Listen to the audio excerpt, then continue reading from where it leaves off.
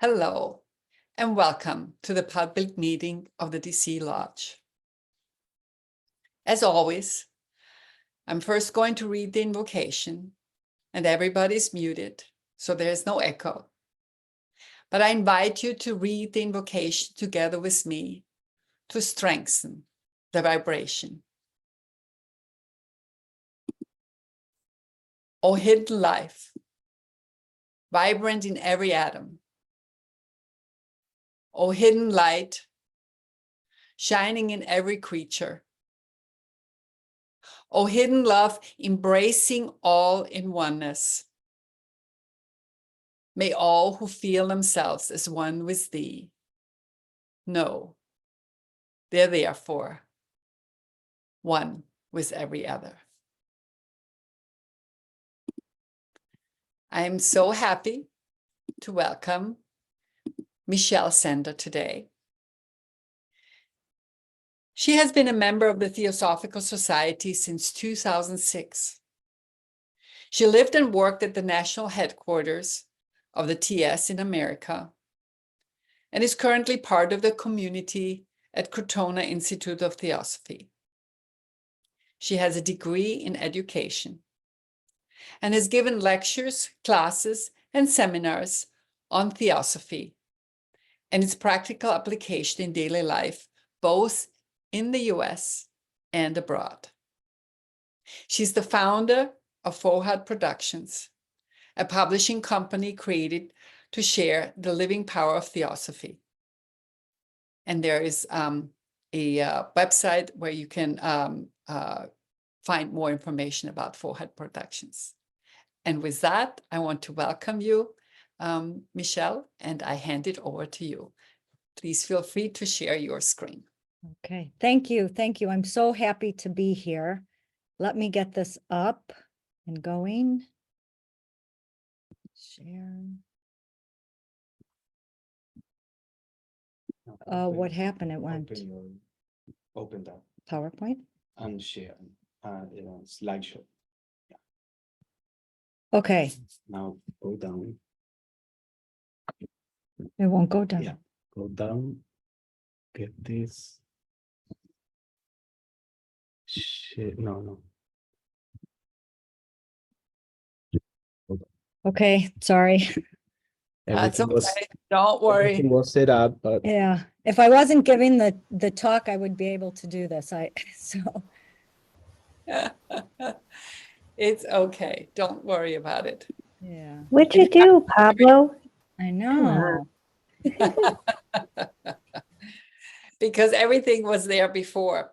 It happens before. I always invite people to try and share, and then it gets there we are. It's there. Okay. I'm going to All mute right. myself.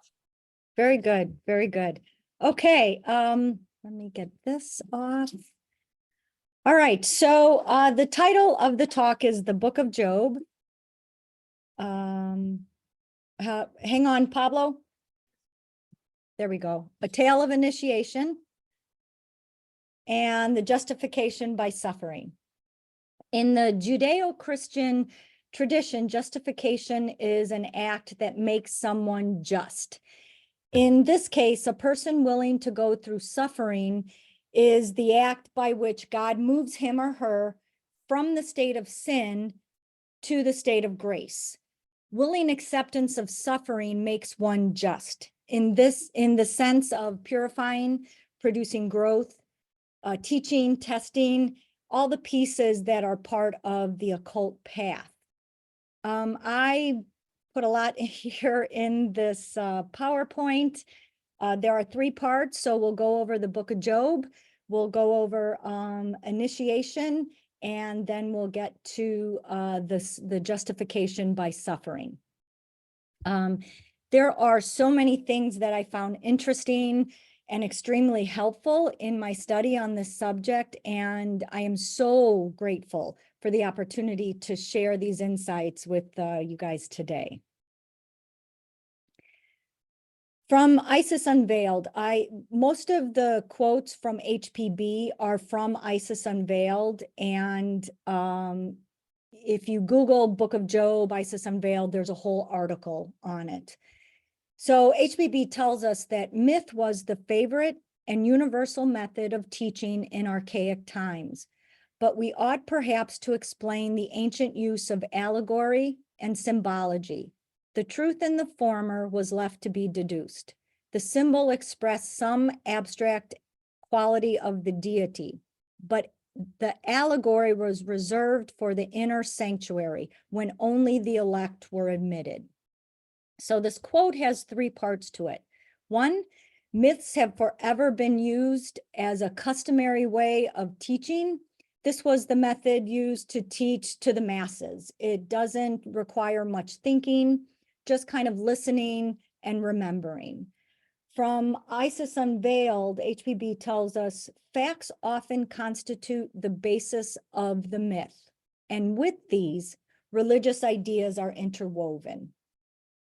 Number two, symbology or symbolism expresses the abstract quality, which can easily be understood and memorized once we're aware of it. This is still a function of brain consciousness or the work of lower manas. Isis Unveiled explains that this is where, going from top to bottom, the higher sense terminates. And three, the meaning of allegory from the quote was reserved for the inner sanctuary when only the elect were admitted. So our spiritual practice of study and meditation, all in service, lays the groundwork for a transformation which allows us to be able to grasp the esoteric teachings. When our study involves a sincere effort not only to grasp concepts, but also to perceive the higher realities to which these concepts point, our study becomes a form of jnana yoga, which is insights and wisdom gathered through meditation and meditative inquiry. So we're looking at the book of Job today as a form of jnana yoga. This book is part of the wisdom literature of the Bible and is a collection of sayings intended to teach about divinity and about virtue. Techniques of traditional storytelling are used, but also opens the field to insight and wisdom about nature and reality. The book of Job is usually recognized as a folk tale of a man extremely patient in the face of suffering. The other books, wisdom literature in the Bible, include Proverbs, Psalms, Song of Songs, Ecclesiastes, and a few others. As I mentioned, myths and storytelling were used to teach and pass down facts and reminders of moral and ethical behavior. It is important to remember that anything written loses its esoteric quality. The esoteric nature of stories can be grasped when we deconstruct the story through pondering and inquiry. Then from insight gained, we recognize the wisdom teachings in the allegory. Okay. The history of the book. Hold the following statements rather loosely. I found a lot of discrepancy to the particulars of the book of Job, which is normal and understandable when trying to compare the exoteric history of the scholars, the views of Christianity and Judaism with esoteric teaching. It is not the purpose of this talk to give exactness in these areas, but to open up to the symbolism and the allegory of the myth in light of the theosophical view of initiation and suffering. So as we start, Job is from the land of Uz, and the map shows the basic areas that are mentioned by scholars. Okay. Some scholars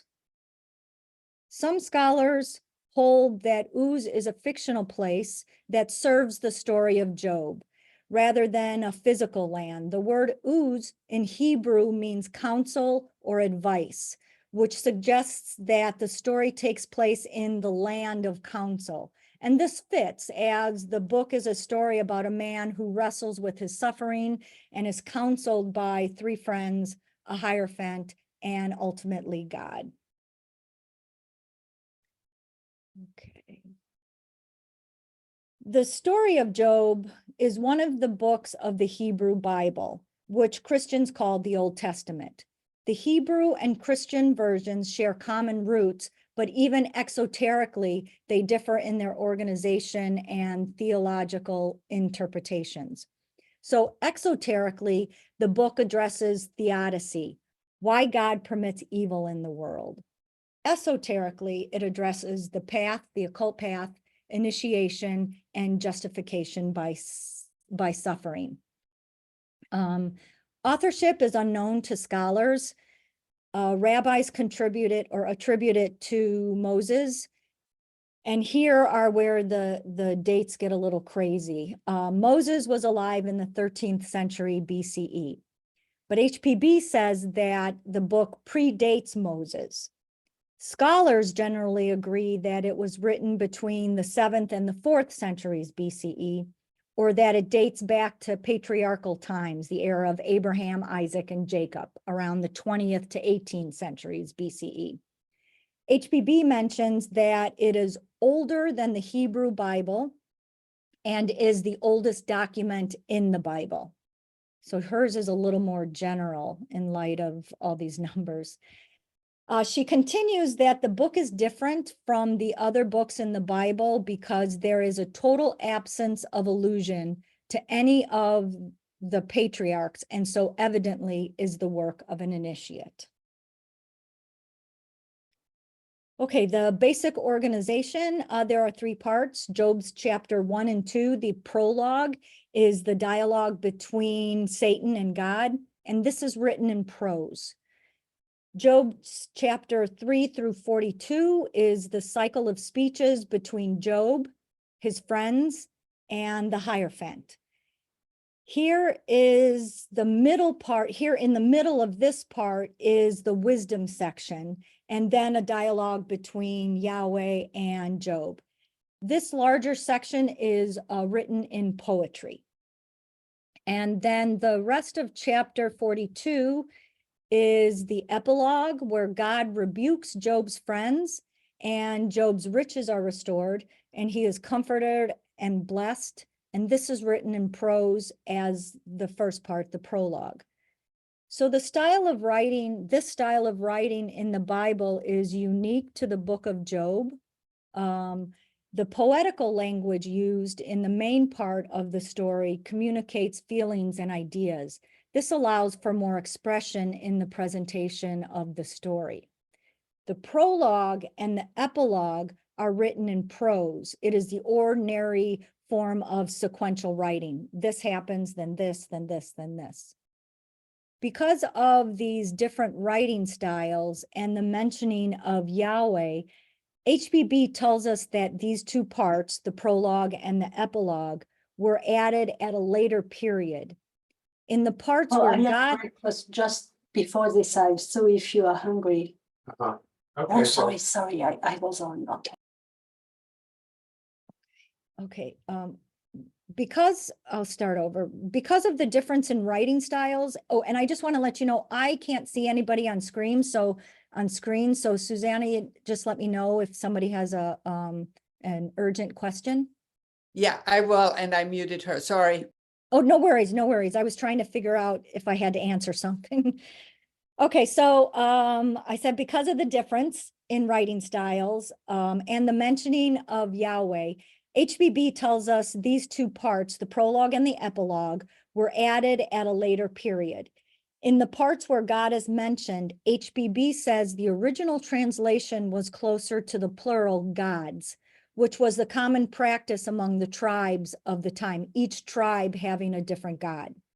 The word used in the translation, in the original translation, was Adonai, which is the plural of Adon, translated from the Hebrew meaning lords. Okay, this was an interesting distraction. The book of Job has a chiastic structure where the concepts are mentioned and then repeated in reverse order. In this style of writing, there is a middle portion that acts as the hinge or the pivot. So you have Job's affliction, Job's response, 3 cycles of debate.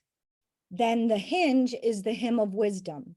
Then you have, again, 3 major speeches, Job's response and Job's prosperity. So many of the books in the Bible ask, where do we find wisdom? And except for the book of Job, the wisdom is made apparent. We're told it is evident. You see it all the time. It is around you. You just have to seek for it. But not in Job. This central text here, the hinge, the hymn to wisdom, is where Job speaks about a wisdom that cannot be found except in the higher. It is a deeper inner wisdom.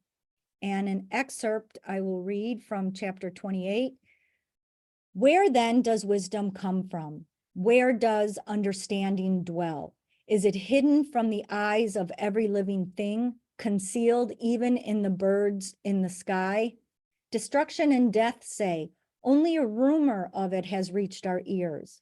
God understands the way to it, and he alone knows where it dwells, for he views the ends of the earth and sees everything under heavens. Okay, so here we begin with the story. Job is a wealthy man living with his large family, many servants, and extensive livestock. He is undisputedly righteous, blameless, and upright. He is always careful to avoid doing evil, even making daily sacrifices in case evil was done inadvertently by himself, by his family, or his servants. So part 1, the dilemma of Job, God boasts to Satan, they're having tea, and God boasts to Satan about Job's goodness. But Satan argues that Job is good because he was blessed abundantly. Satan challenges God that if given permission to touch all that Job has, that his response will be to turn and curse God. So God allows Satan to torment Job in order to test him. Satan challenges God with this common assumption that he is righteous because he has so much. And this is effect and then the cause of it. So one of the questions is, who is the Satan or Hasatan? In the Hebrew Bible, Hasatan is not a proper name, but a function. It is primarily understood as the adversary or the prosecutor, part of the heavenly judicial system, and not necessarily the personification of evil that he has become in Christianity. Okay. HPB tells us in this poem, clearer and plainer than anywhere else do we find the meaning of the title Satan.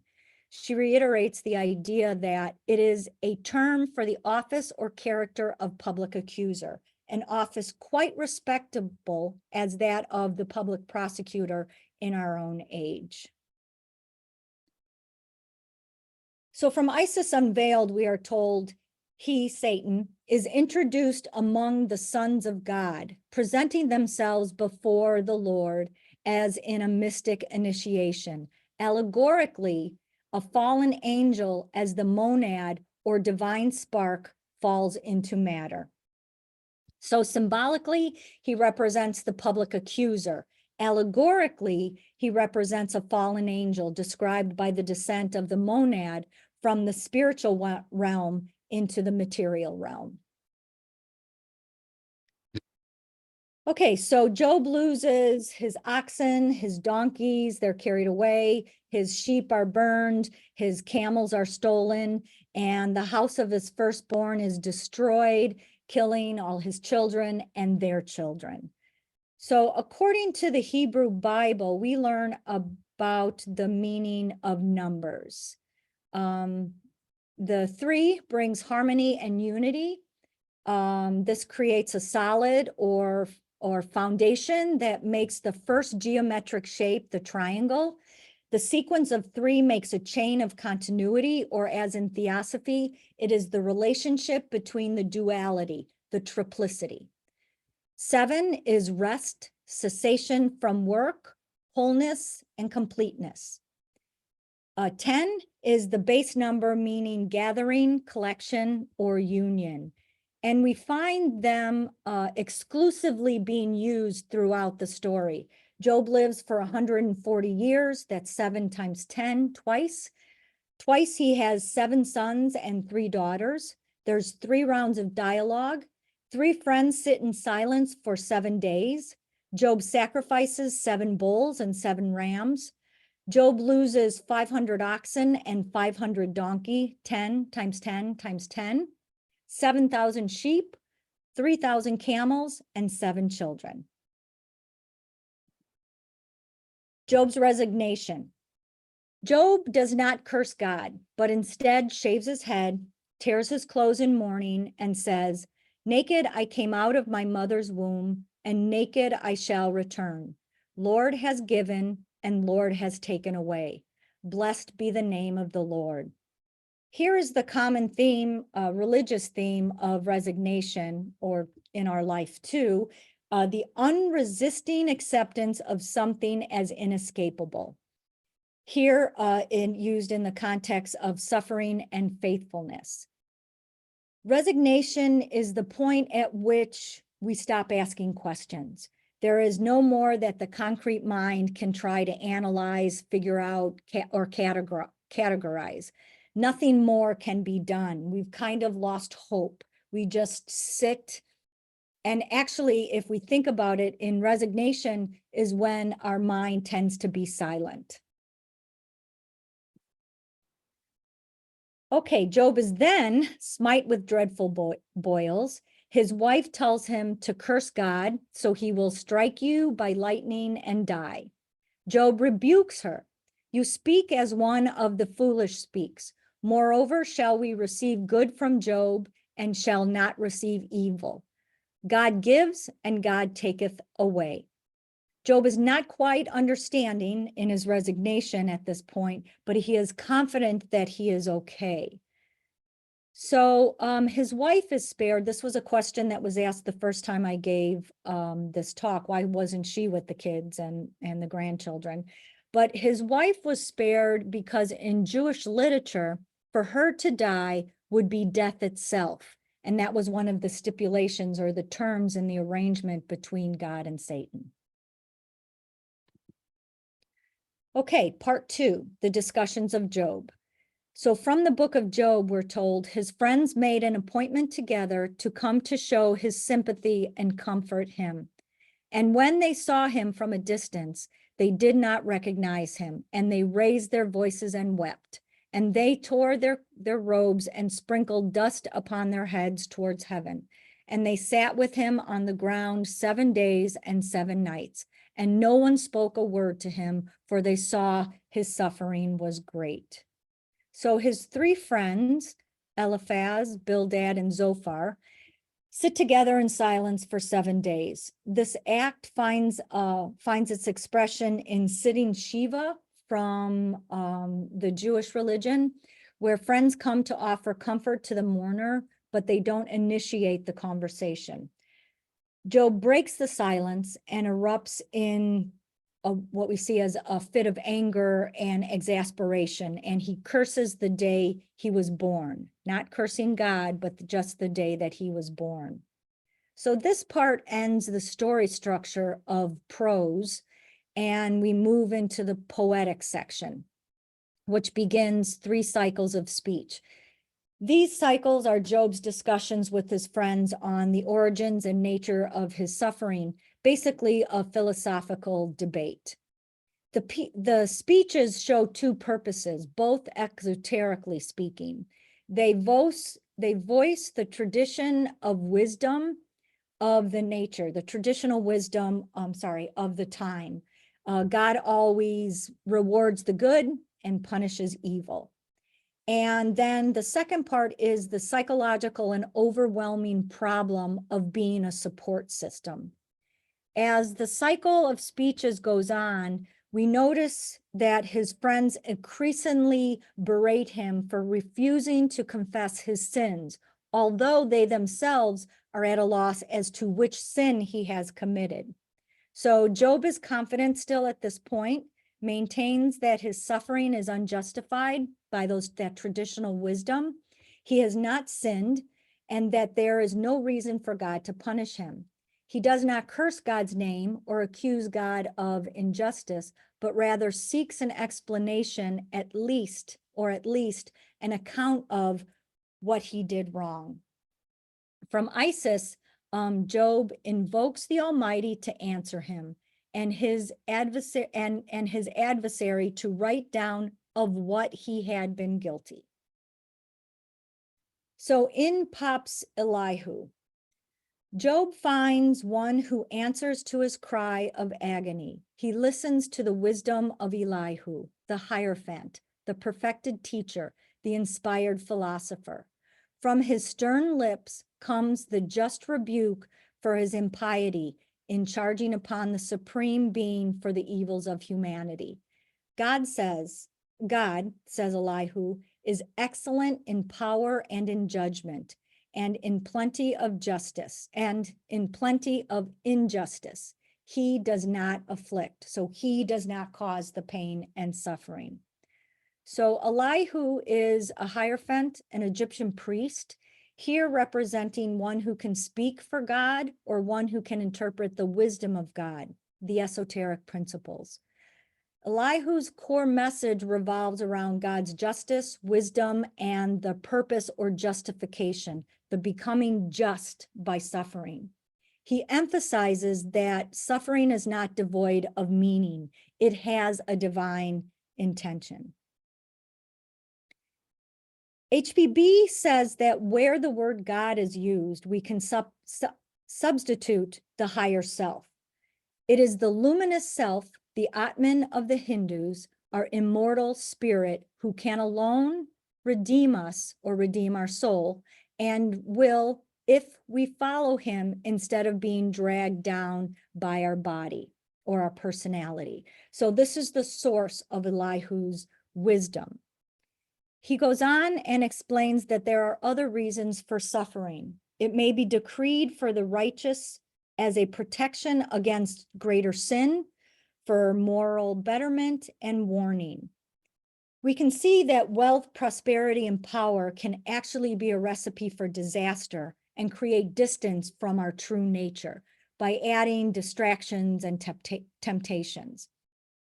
Elihu then reminds Job that great men are not always wise, meaning his friends may not necessarily be wrong. Remember, they were speaking from the traditional wisdom of the time, but they aren't speaking from wisdom, this higher nature.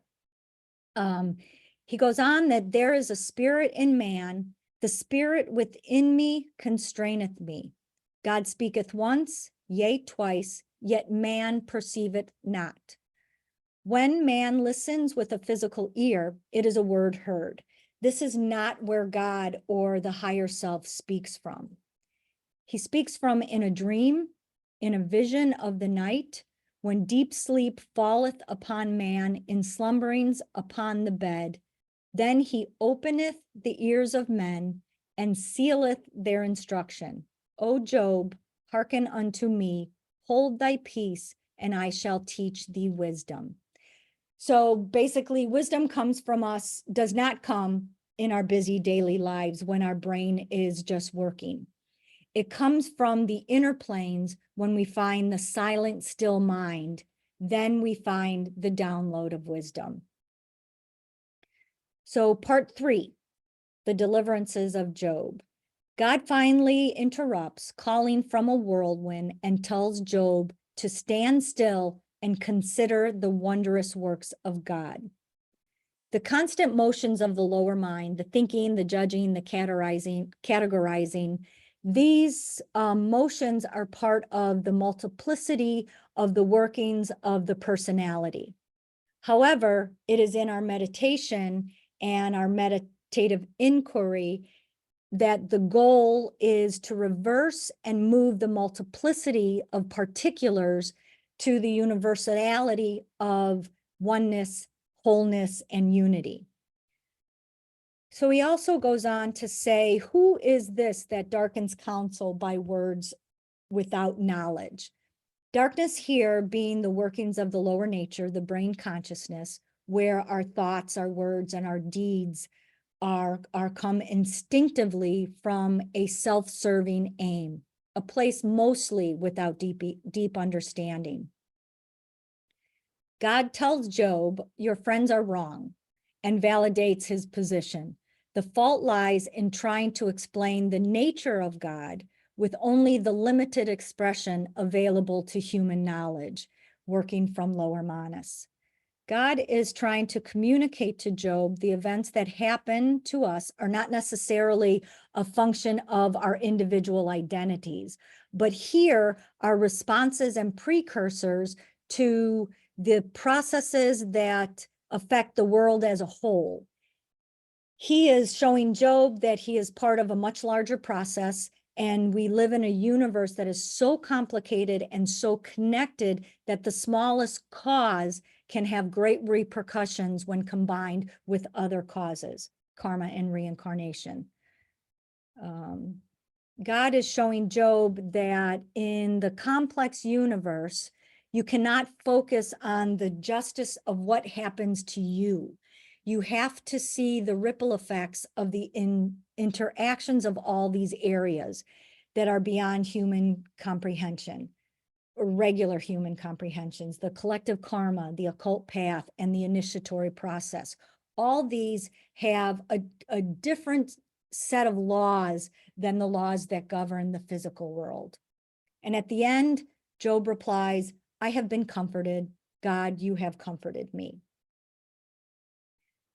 God states here, and I'm so happy I found this quote because I think it's an important statement as it applies to our expectations upon entering the path and our spiritual work. So I just want you to know that I am here, that as you walk through the dark tunnel of life, there will be so many things that you are not going to understand and so many things that don't make sense. But I am not here to give you an intellectual answer. I am here so you can feel the reality of my presence and that in your suffering, you are not alone. And I will be here to give you strength, hope, and resilience. And that's going to be enough. And so our aim, I just thought this was a great reminder to me that that's going to be enough. So our aim on the spiritual path is not to gather knowledge, to become scholars at knowing theosophy. Theosophy offers to us a reality of who we really are. And this ground of wisdom naturally gives us confidence, courage, and endurance to go through what I call the Job effect, which is the esoteric version of Murphy's Law. If it can go wrong, it will go wrong.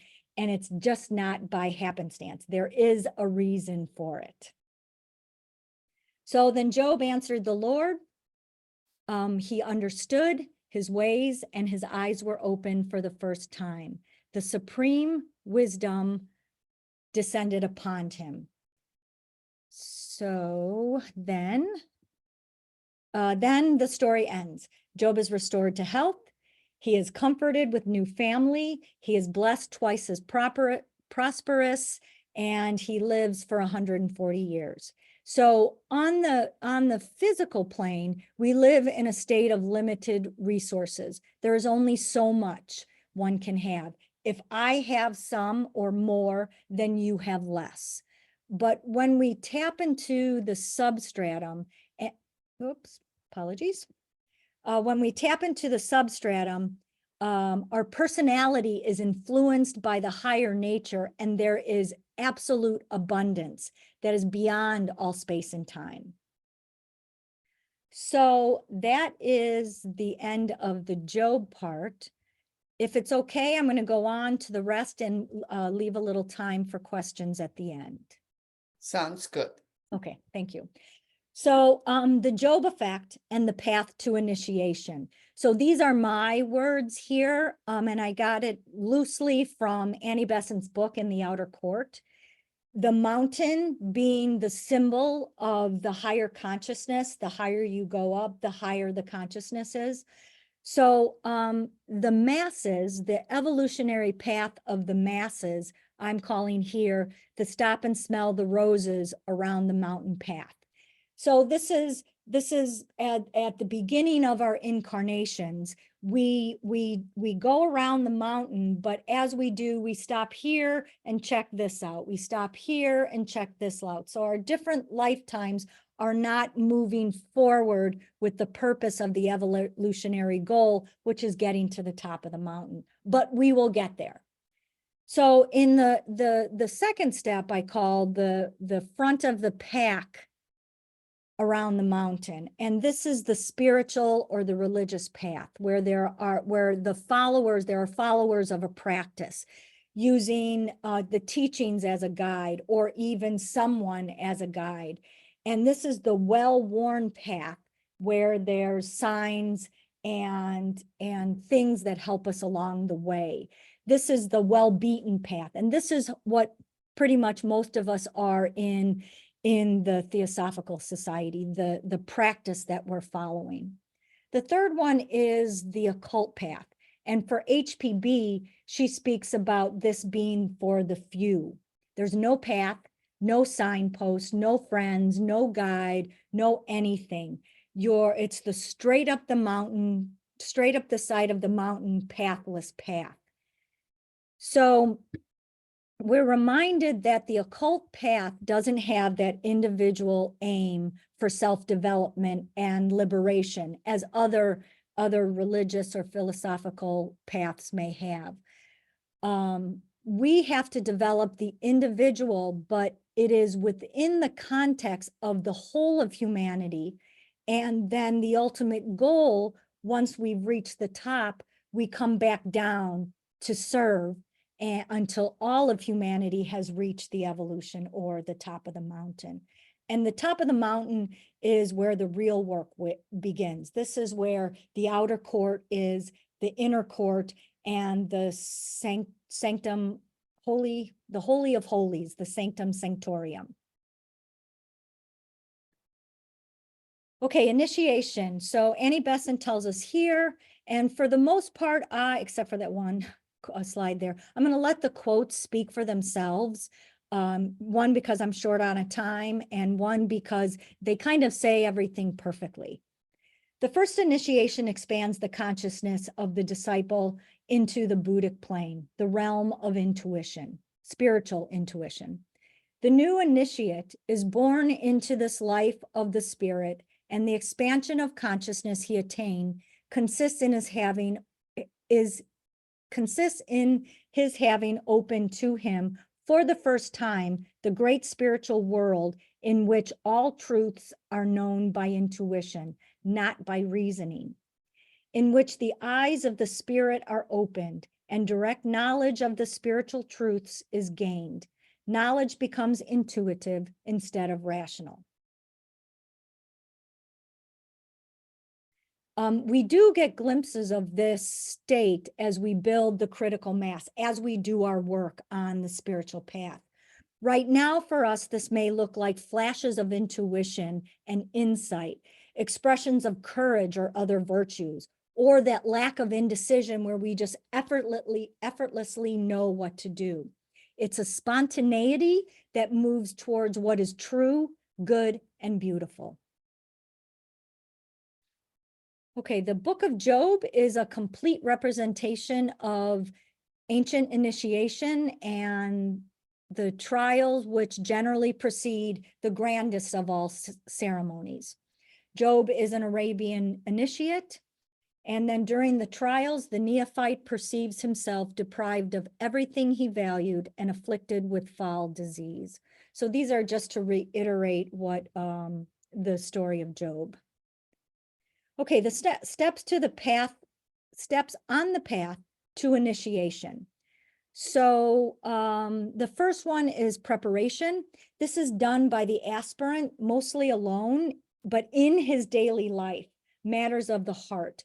What this means is in the body that feels, thinks, and acts with the push and pull of our senses. It's not going away to a mountain cave to reach enlightenment. So in Job, this is where he is, he's righteous, he's blameless and upright, careful to avoid evil doing. He's doing this work in regular life. The second step is probation. The candidate goes through trials as a test and training. So this is the Job effect. The initiation is the third step. The initiate undergoes an inner transformation and attains the powers to serve. This is the wisdom of Elihu and the direct experience from God, the whirlwind that Job downloads.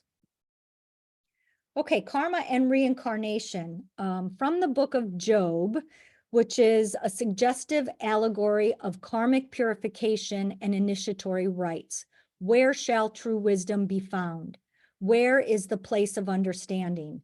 And to answer again his words, with the ancient is wisdom, and in the length of days is understanding.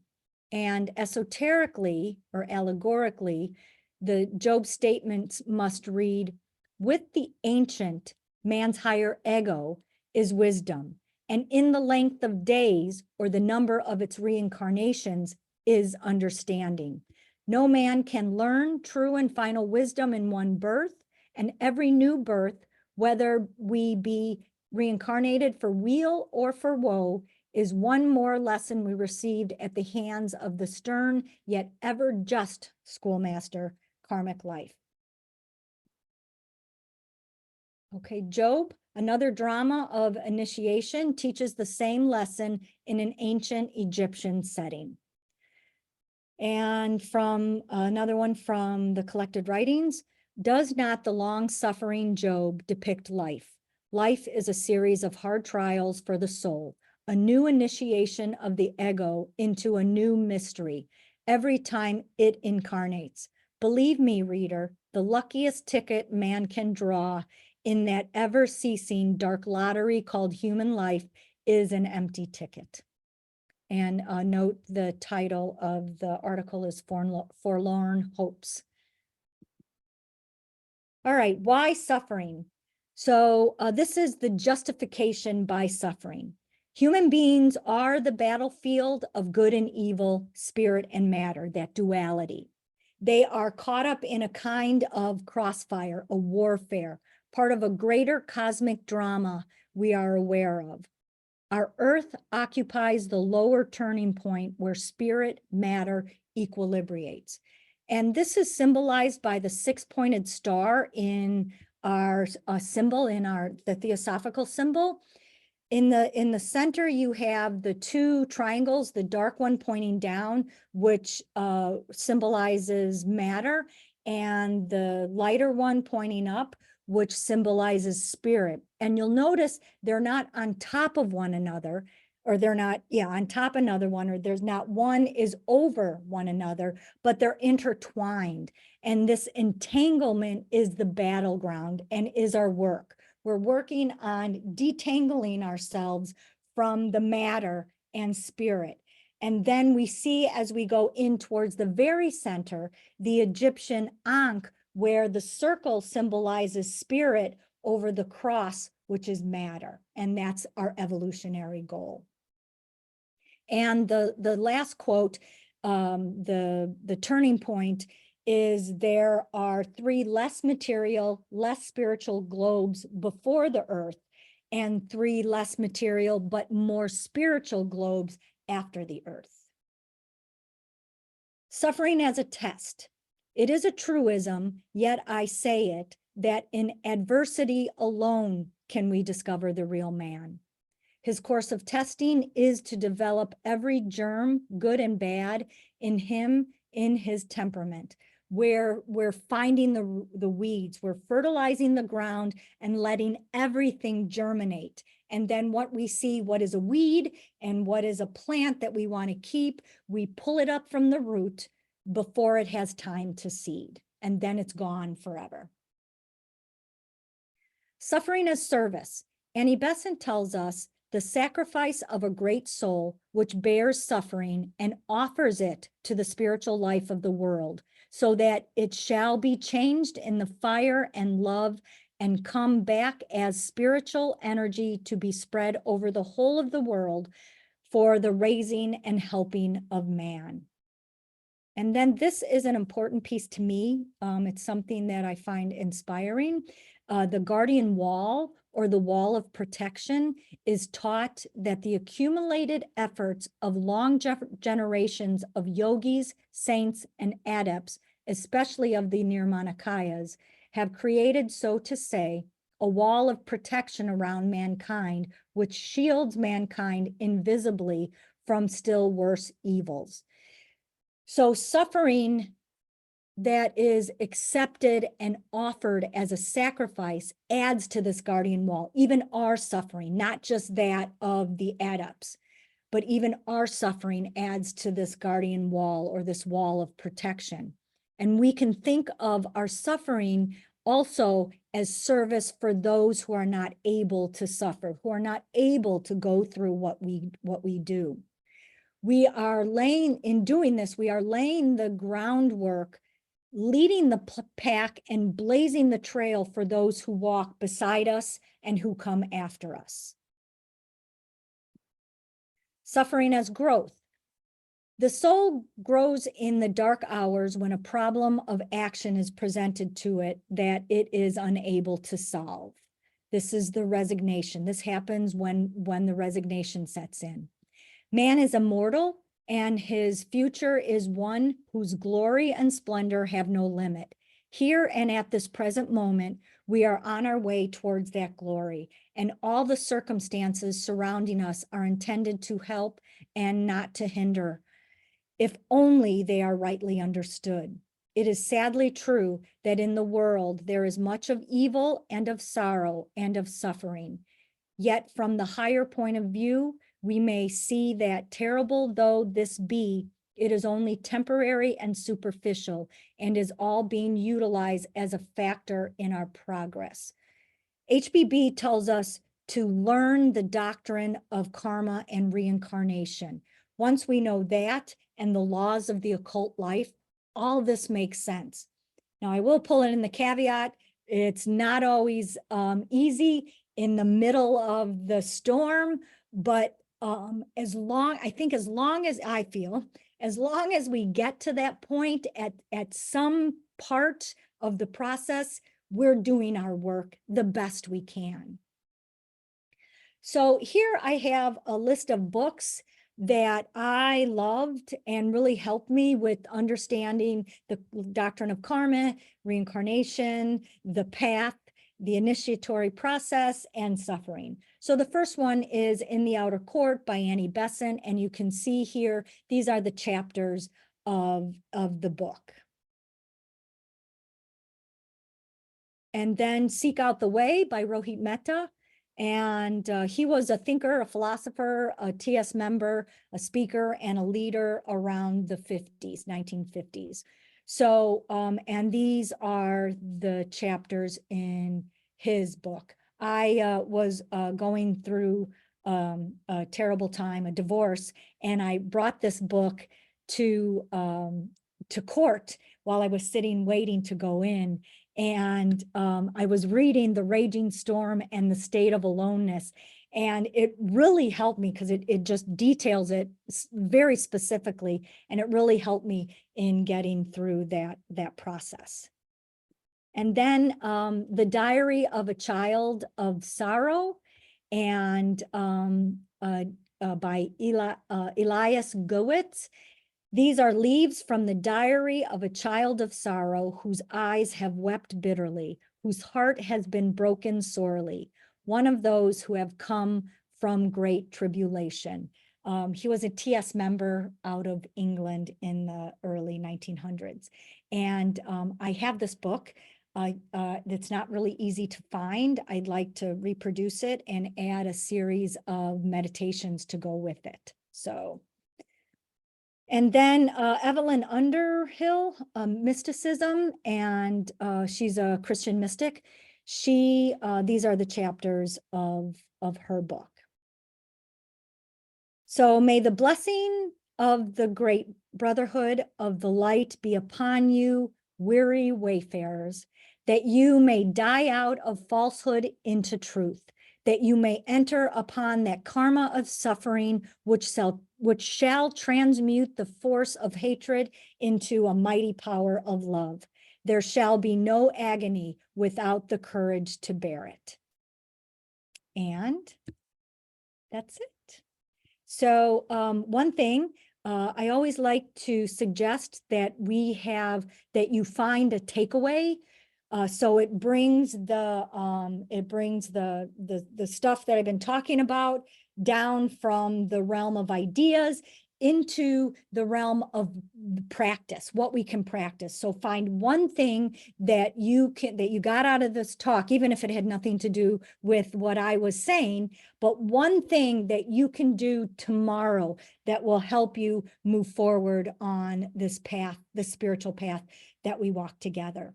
So that I extend a deep bow of gratitude for the ability to share this. If we don't get through all your questions or you come up with something after today, don't hesitate to reach out, and you can reach me at Michele with one L at fohaproductions.com. And Well, that's it. Well, thank you so much, Michele, for a wonderful talk. Very inspiring. And I'm grateful you reviewed, the details of the story of Job. And I'm opening it now to questions. And as always, you can just unmute yourself. I have the participants list open, or raise your hand. Since we are 50 people, that might be easier today. So I'm going ahead. Chloe, you're first. Thank you. I wanted to say thank you too, because I'm a theological student, and Job is one of my favorite books in the Old Testament. It's a very short book. And I like your exegesis on it and your hermeneutical approach to it. Usually people can take there's so many different perspectives you could take from it. One thing that really stood out for me was that how the book prior to Job was Esther, and Esther saves the Jewish people when she marries into the Persian Empire. And but she has to basically unveil her Jewishness to the Persian king. So she basically acts like a wisdom, like she is like a savior. But even in Job, like Sophia is there, but she does not seem to be as prevalent, because it's more of I feel like God and Satan have, again, God uses Satan as a sense of to do his bidding. And again, I don't know why people don't understand, like, well, like they're together and they always like, oh, it's like Satan gets the bad rep. I'm not saying I'm a Satanist. It's just that, Satan has to do the bidding. Also, there's a lot of gendered violence too in the Old Testament, especially towards women. And I'm not saying it doesn't happen towards men, but men are usually the ones that are doing the perpetration of violence in the Old Testament. But one thing, when you said that, like when he shaved his head, that I feel like I don't know if that's the origin, or if if that's the origin of, because shaving of a woman's head back even in World War II, in France in the after the Nazis were defeated, even before that was considered shameful. Even when they put witches on trial, they would shave their head, because a woman's head, that her hair was, again, her beauty. But I would say, like, definitely, it would say, like, it for me, it shows a transformation of Yahweh or God from this. He took a Xanax and he finally calmed down. Because, and in the New Testament, or even like, because the wisdom literature is so different when it comes to the themes into the Old Testament. It's very like, this one's like probably like it's the other books that come up to it, like Song of Songs, and they're much more about there's less rape, there's less condemnation of beauty. Chloe, So yes, I want to make sure we have time to get to yes, everybody. yes, I'm sorry. Yeah, yes. So that's all I'm saying. This, Oh. that's all I wanted to say. Okay, thank you. Thank you. Desiree, go ahead. I'm Michelle. It's nice to see you and thank you for a wonderful talk. It was really interesting. Thank you. And I just wanted to make a really short comment other than that, in that I always find it really fascinating about the synchronicity that often happens from our study group, the hour before this while we're doing the secret doctrine, and then something that comes up in the public meeting or presentation. And just earlier, we were talking about the Akashic records and what does it mean to have that intuition, and what was it, intuition, or is it, and we kind of came to the thought that that understand the Akashic records is an intuitive knowing rather than it's just like and you had a comment there, it's just like you seem to just know the truth and understanding. So I just want to throw in there that this happens often, that a topic in our study shows up in the public group. So Yeah, that's always nice to see that synchronicity. It kind of feels like, oh, I'm on the right path, or Yeah, I'm on the right line of things.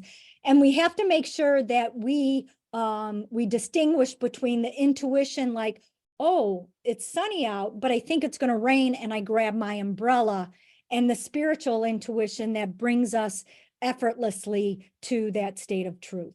yes, So, and that's exactly what the conversation was about. good. Like we kind of did that whole thing. all Thank right. you. All right, thank So- you.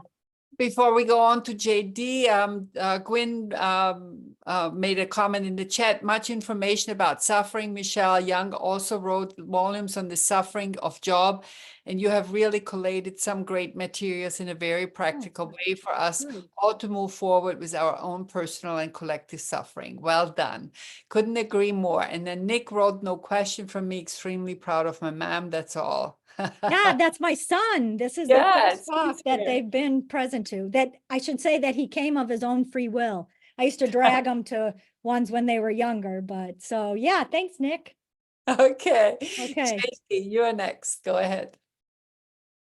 I just wanted to say, Michelle, thank you. I'm going to keep this presentation near and dear to my heart. I did see a corollary for how we incorporated it into a practical application in our lives, primarily with parenting. I saw it as a guide to parenting, that we use it if we have foresight and being willing to let our children endure some hardships. Those that have the ability to endure hardships normally have more responsibility for their future lives.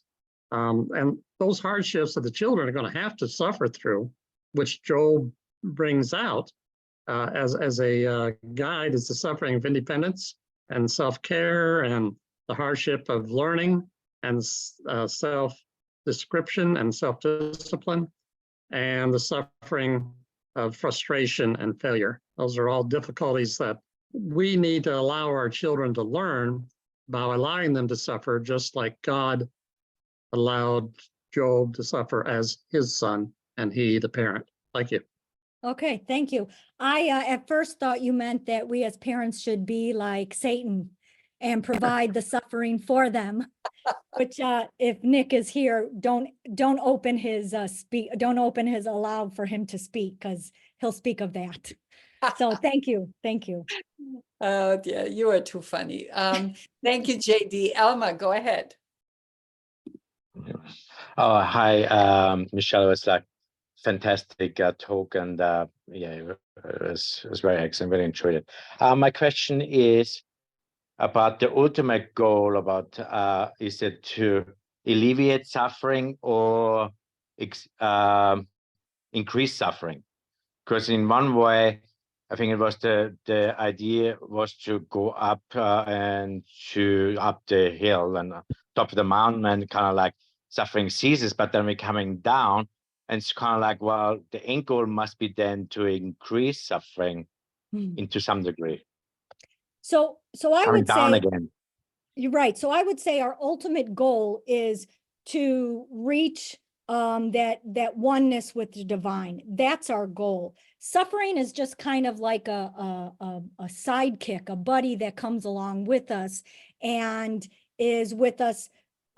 I think the more suffering we go through is when we're walking around the mountain. Because as we go straight up the mountain, I think we understand more the doctrine of karma and reincarnation. So although it'll seem harder to go straight up the mountain, we understand that suffering. And when we understand that, I think that lightens the burden. Once we get to the top of the mountain and come back down, that is suffering also, because we're leaving the heavenly bliss to come back into humanity and with all its suffering and not being able to change any of the karma. We have to, just like watching our kids suffer, if we go in and help them too much, it does them a disservice. So the suffering is always there. I don't think we have to try for more or to try to gather more or try to get rid of any. What we have to do is understand our teachings, understand, or any spiritual teachings, understand the teachings. For me, the more I understand the teachings of theosophy, the more I understand karma, the more I understand reincarnation, the more I understand the laws of the occult path, the more effortlessly I can endure suffering. And it doesn't mean that I handle it any better outwardly, but inwardly, I understand it more. Okay, and a quick follow-up question. Like, is it to some degree going up to the mountain, I kind of like disconnect from the earthly things to connect with more heavy or like spiritual things? So kind of like a disconnect and then later reconnect, or am I wrong there? So as I understand, the path in theosophy is never to disconnect from humanity.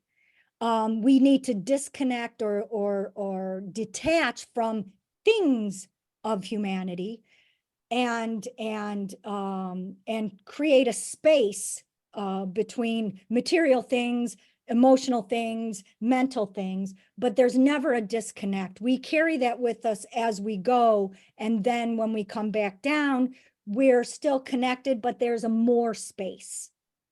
Is that okay? Okay, thank you. Thank you. Okay, I hope you have a little bit more time for more questions. I We have plenty of usually go- time. Yeah, I we have plenty of usually time. go over time, so don't Oh, worry. okay, okay. We usually go till about 1:15 our time. Lee, go ahead. Yes, I was wondering whether when a person enters the state of probation, is he met with the equivalent of a probation officer, which would therefore make it clear that he is on probation, or is he left just wondering whether he might be on probation at even? So yeah. since the initiatory process happens on the inner planes to the physical body, the probationer might not know that they're on probation. And we can get glimpses of it. We just like when I talked about the glimpses of the Buddhic plane, the spiritual intuition, we get glimpses of what probation is like. That unrelenting stuff that happens to us, where we're feeling alone, where we try to explain to our friends what's going on and they just don't get it, where it's one thing after the other. Those are bits and pieces in a smaller sense of what happens on the probationary path. Eventually, what we have to do is we have to pass probation, in my understanding. We have to pass probation before we can come in contact with an adept, because once that adept takes us on as a disciple, we're karmically tied to that, the adept. So that's that. So I don't think, I haven't read anywhere where we're known, where as a probationer, we're known to our we know our probation officer. So it's, yeah. Does that answer your question? Yes, thank you. Thank Okay, you. okay. Okay, before I go on to Sue, Susan Brown wrote, "It is painful to see one's children suffer when we could all alleviate it, but we should not let them have their own suffering." It's, yeah, it's about the Dharma. And then Chloe said, Yahweh is the mommy dearest in this Old Testament book. And then Joan Hay said, "Suffering seems to be the equalizer between divinity and the material. This causes our steps to move us forward. Through this purification of our soul, we advance." Yep, the bridge, it's the bridge. Yeah, exactly. Go ahead, Sue. Thank you. So, well, great talk. You're so personable. Your warmth is transmitted. Your enthusiasm for the topic. It's wonderful. It's great. So I was just curious, though, why you picked the book of Job. Was there something that particularly spoke to you, or if you had, earlier in your life learned about it and thought, oh, this is right on? I'm just curious why you chose it over. So, so two things. When I said about the adepts take on the karma of their disciples, the adepts also take on the karma of any organization or any project they put their name behind. So Master Kutumi and KH take on the karma of what we do with the Theosophical Society. And Master Jesus takes on the karma of what we do or what has happened to Christianity. And we can all see over the last couple thousands of years, that poor guy has a huge karmic repercussions for the sideways that Christianity has gone.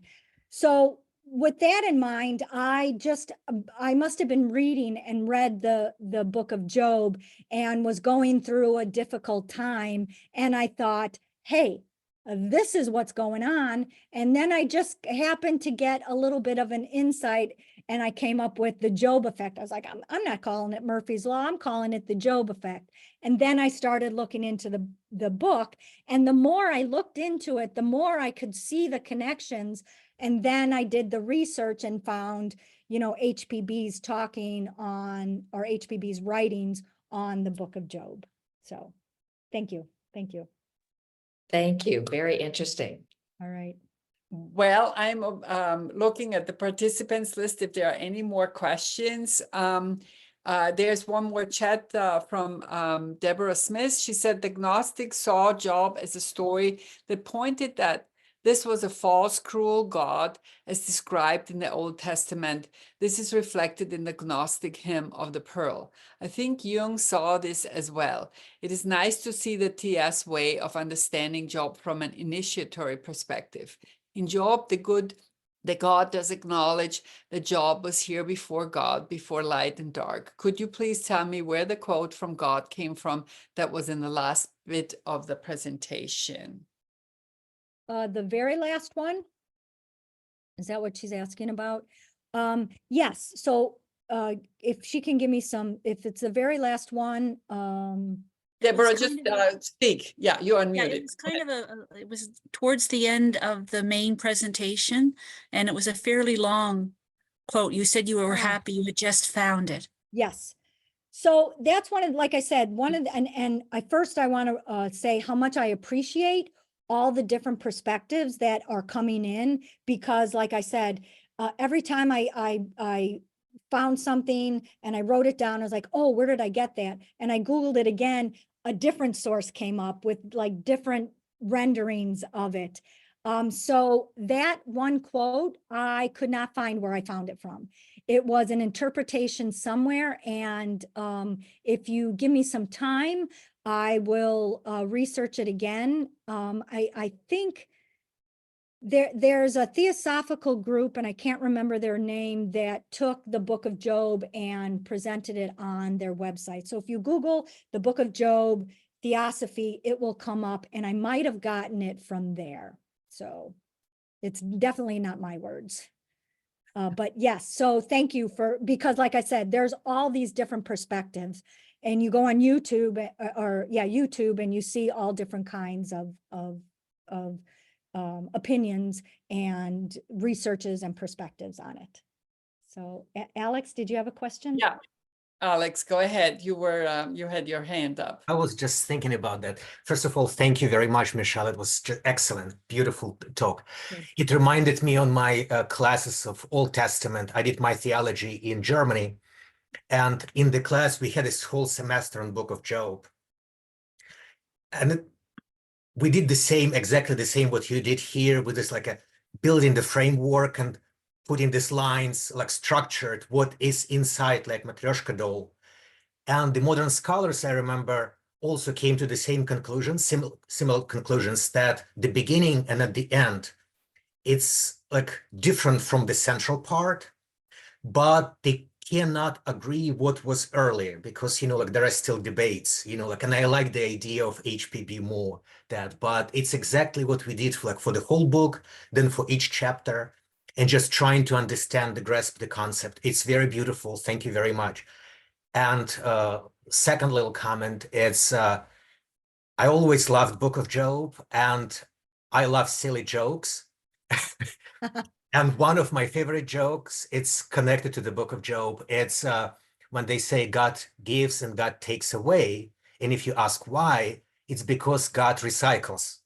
All right. And All they right. and now, you know, like for me, it was always recycling is transformation. You take away, you transform that, and you give back as something better, as something again useful. And Book of Job, it's like, it's a funny way to explain, but at the same time, there is a truth in that. And when you were talking about this transformation of Job, going through this suffering and stuff, with this fire of suffering, it's a very serious thing.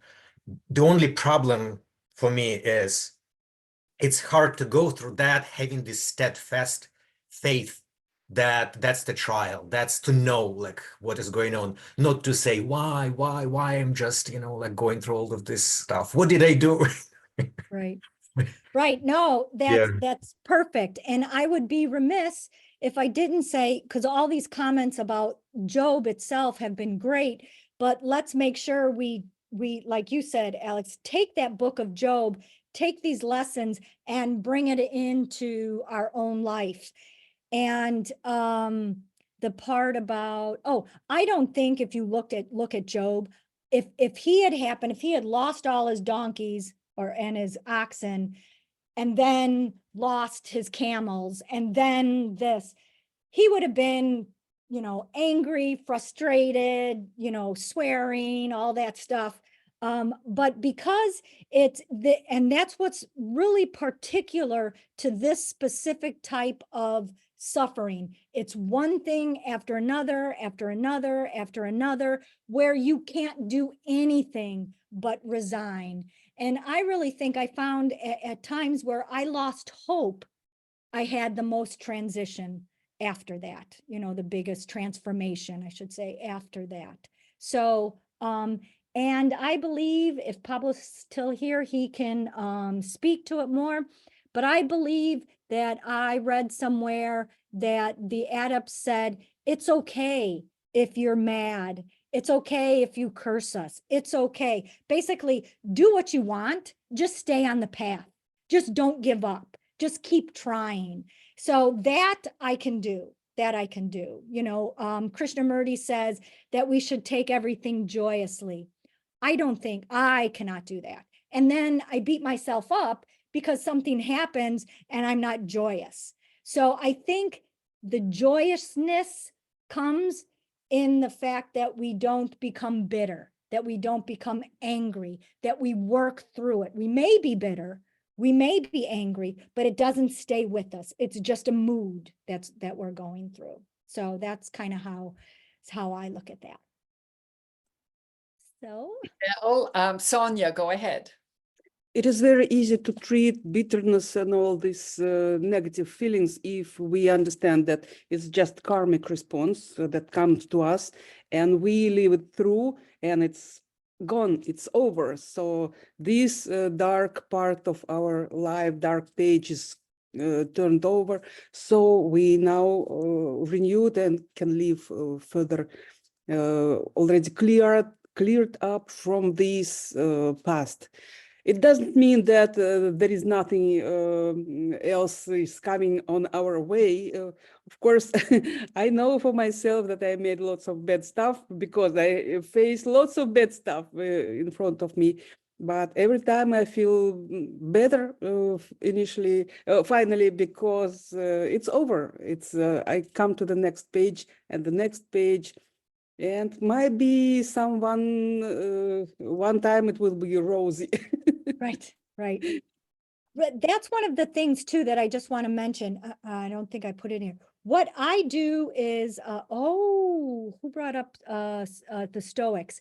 One of the things that I said that in suffering, in Stoicism, I love Stoicism. So in suffering, we suffer more in imagination than we do in real life. That's one thing that I tend to take a seat back and look at. And then the other piece is that synchronicity again, very good. The other piece is that yes, we are going. That one of the exercises that I thought of while I was doing this was to take a look at the day, because I'm seeing somebody to help me put things in better perspective. And so what I thought about doing was journaling. And instead of journaling, because that doesn't really, I don't usually journal because I don't like my handwriting. So it's one of those like goofy little things. But what I can do is I can write down at moments of the day when things are, I can get in my concrete brain and write down moments where good things happen. There's a pocket full of joy or a piece of happiness here, or an effort like my parking karma when I can find a parking spot easily and close to the store. Those little things. So if I write down those little things, and then also write down the tougher, the difficult stuff where I can't find my keys, or I drive to the store and I don't have my wallet, things like that, it gives me a more logical perspective of what is going on. Because when I'm together and when I'm centered, I am a beacon of strength and anything can happen to me. But when I'm not, I'm perfectly fine until I'm not. And when that happens, I need to engage my reason. I need to engage my logical brain to say, wait a minute, life isn't all about suffering. There is all this goodness in here.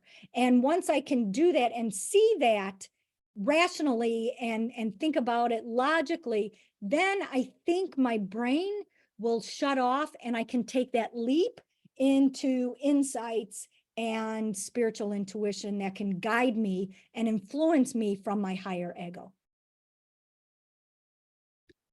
Well, thank you. I don't see anybody else anymore. Again, I loved your talk. I love the structure. You know, I always love structures. One thing I wanted to, I'm so glad you brought that up, that either Master Kutumi or Master Moria said that, you know, it doesn't matter if you get upset or whatever, just stay on the path. I connected it to the story when his friend said, well, you have to confess your sins. You have to say what you did wrong. This belief that if something bad happens to you, then you must have done something wrong. Right. But you have this even nowadays, that very often you have people who, you know, very often Christians I talk to, and then something really bad happens, and then they lose faith. And I think this is the most important thing, that we don't lose faith, that we trust in the universe, that we stay on the path and do our best. Right. Do that. And there's one more comment in the chat I will share. She said, Jane said, thank you so much, Michele. And with that, unless there's anything else, I just want to have two quick announcements. If anybody who celebrates Easter, we wish you wonderful Easter. We don't have a meeting next week because holidays we don't meet. Also, We don't have a Zoom meeting on the 6th of April because the lodge meets face to face, but I hope you can join us again on the 13th of April when Leila Katovich, who attends DC and New York meetings, will give her talk. And there is thank you from Andrew Pancho and from Patricia Munoz and Gwen. I know this is a lot of, okay. You're a thank you. true testament to your studies. That is good. And thank you for taking the time for sharing. And with Yeah. that, everybody, do you have any final words? Nope, we're good. Thank you so Thank much. you. Thank you You're so welcome. much. All right, Bye-bye. bye-bye. Michelle. Thank Bye-bye. you. Bye. Bye.